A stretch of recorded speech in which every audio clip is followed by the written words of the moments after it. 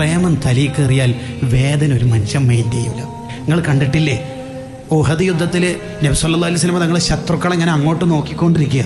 എന്താണ് അവർ ചെയ്യുന്നത്? ശത്രുക്കളാണെങ്കിൽ പതിയിരുന്ന് തങ്ങൾക്കെതിരെ ഉന്നം വെച്ച് അമ്പയ്യാൻ ശ്രമിച്ചുകൊണ്ടിരിക്കുമ്പോഴാണ് മഹാനായ അബൂ ദുജാന റളിയല്ലാഹു അൻഹു നബി സല്ലല്ലാഹു അലൈഹി വസല്ലം തങ്ങൾ അങ്ങോട്ട് നോക്കുമ്പോൾ റസൂലുള്ളാഹിനെ മറന്നിട്ട് ഇങ്ങനെ നിന്നത്, ഫേസ് ടു ഫേസ് ഇങ്ങനെ മുട്ടിയിട്ട് ഇങ്ങനെ നിന്ന്.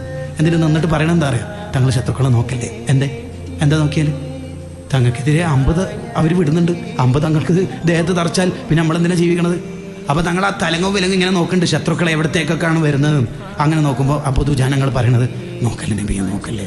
ഇങ്ങനെ പറയുമ്പോഴേക്ക് തങ്ങൾക്കെതിരെ വരുന്ന 19 ഇരുമ്പിൻ്റെ അമ്പ് ഈ പുറത്ത് തറച്ചിട്ട് ബ്ലഡ് 19 ദ്വാരത്തുനിന്ന് ബ്ലഡ് പുറത്തേക്ക് പോകുമ്പോൾ അബൂ ദുജാനങ്ങൾ ഇങ്ങനെ തന്നെ നിന്നിട്ട് പറയണത് നോക്കല്ലേ നബി, എൻ്റെ മുത്ത് തങ്ങളല്ലേ നോക്കല്ലേ. ഈ പ്രേമം തലയിൽ കയറിയാൽ ഇനി 1000 അമ്പ് തറച്ചാലും വേദന ഉണ്ടാവില്ല.